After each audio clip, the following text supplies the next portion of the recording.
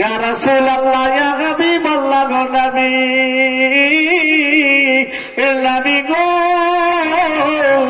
আমার আত্মা খানা যখন বেরিয়ে যাবে, আমার প্রাণ পাখি খানা যখন মরে যাবে, আমার বডি খানা পড়ে থাকবে গো নবী, আমার যখন কাফন দাফনের ব্যবস্থা হবে গো নবী, আমাকে আপনার একখানা কাপড় আমি যত্ন করে রেখেছি, আপনার একখানা চাদর যত্ন করে রেখেছি।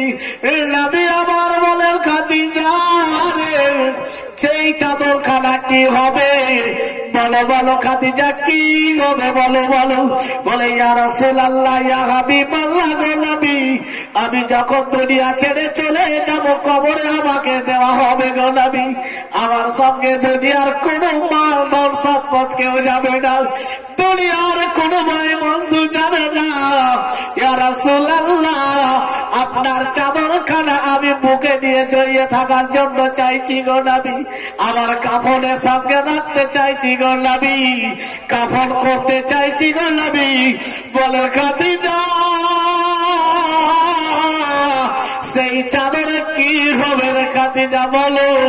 বলেন ইয়া রাসূলুল্লাহ ইয়া হাবিবাল্লাহ গো নবী, যখন আপনি এক সপ্তাহের জন্য গারে হিরাতে যেতেন, আপনি 10 দিনের জন্য গারে হিরাতে ইবাদতের জন্য যেতেন, 1 মাসের জন্য যেতেন গো নবী, আমি একাই ঘরে থাকতাম গো নবী, যখন আপনাকে দেখার আমার ইচ্ছা হতো গো নবী, সেই চাদর খানা চোখে মুখে লাগাতাম, চোখের সামনে জড়িয়ে ধরতাম গো নবী, আপনি যেই কোন জায়গাতে থাকবেন নবী, আপনাকে আমি দেখতে পেতাম।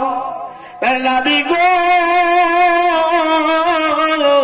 কবর যখন আমাকে খারাপ লাগবে, যখন কোন অসুবিধা হবে গো নবী, আপনাকে দেখার ইচ্ছা আমার হবে, আমি চাদর খানাকে চোখে লাগিয়ে দিব, আপনাকে আমি দর্শন করে দিব। হযরতে খাদিজাতুল কুবরা আল্লাহর নবী সাল্লাল্লাহু তাআলা আলাইহি ওয়াসাল্লামকে বলতেছেন, ইয়া রাসূলুল্লাহ ইয়া হাবিবাল্লাহ গো নবী, আপনার চাদর খানা আমার কাফনে দিয়ে কাফন করিয়েন। হযরতে রাসূল পাক সাল্লাল্লাহু তাআলা আলাইহি ওয়াসাল্লাম বলেন, খাদিজা ঠিক আছে। বেরাদার, হযরতে খাদিজা কে ছিলেন? আমার আপনার সবার মা। দুনিয়াতে যতগুলো আমরা মানুষ এসেছি সবারই মা, আর যত আছে সবারই মা। যেই খাদিজাতুল কুবরা রাদিয়াল্লাহু তাআলা আনহা টাকা পয়সা ধন সম্পদ সবকিছু নবীকে দিয়ে দিয়েছিলেন, নবী সেই টাকা পয়সা সবকিছু কাজে লাগিয়ে দিয়েছিলেন।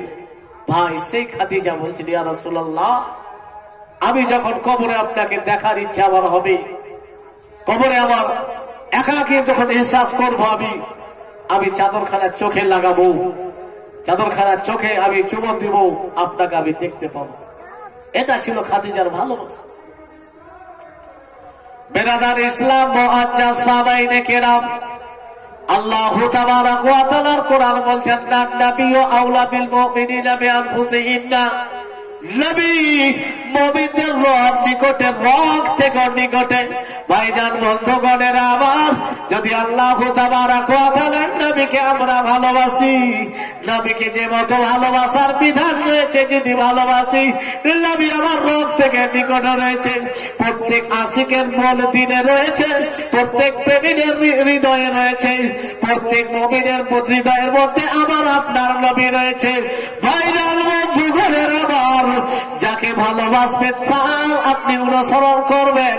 তাই আমরা আল্লাহর নবীকে ভালোবাসি, আল্লাহর নবীকে অনুকরণ করতে হবে।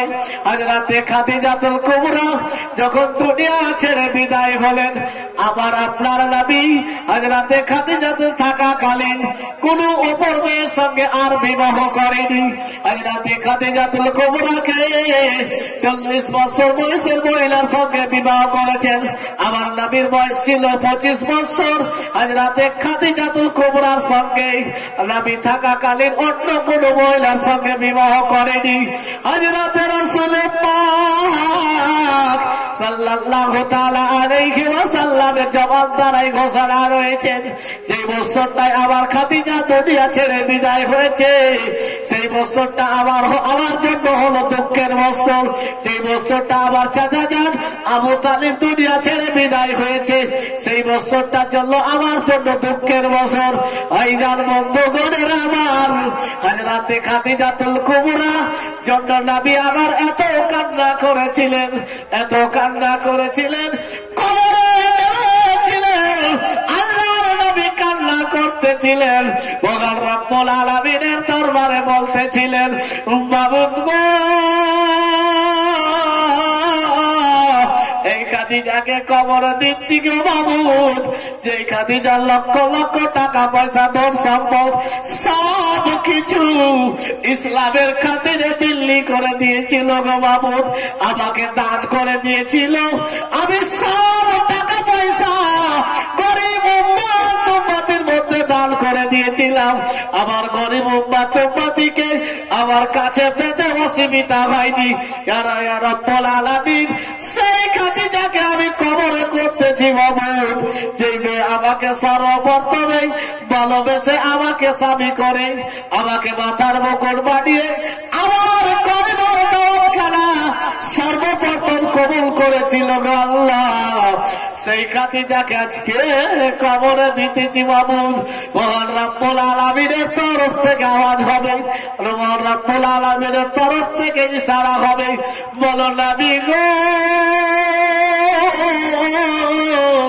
আপনি কেন কান্না করতেছেন, কি চাইছেন গোলামি, আপনি কি চাইছেন, কি চাইছেন বলেন।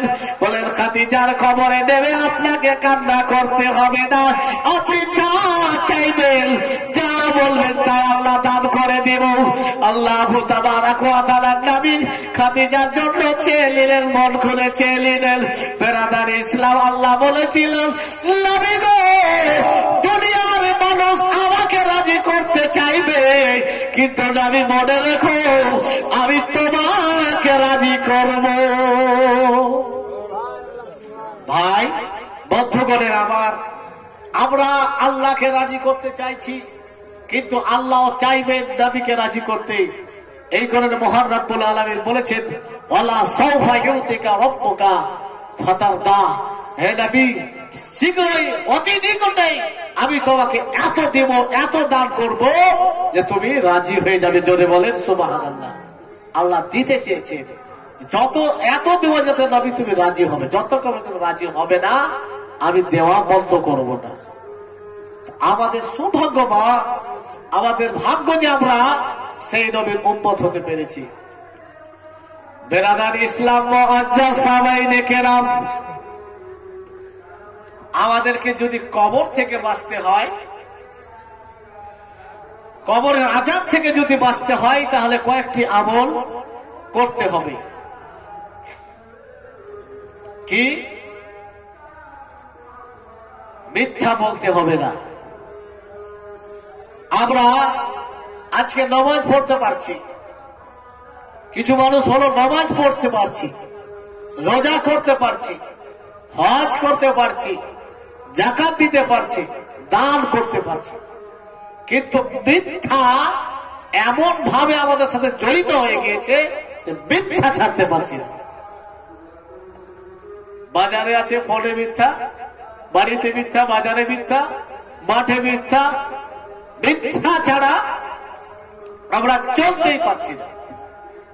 কিন্তু কিতাব কি বলছে যে কোন মানুষকে যদি সত্য বলাতে, সত্য আপনি বলেছেন তো মানুষ সত্য শোনার পরে কেঁদে দেয়, আর মিথ্যা বলাতে আপনি যদি হাসাতে পারেন সে হেসে যায়, খুশি হয়।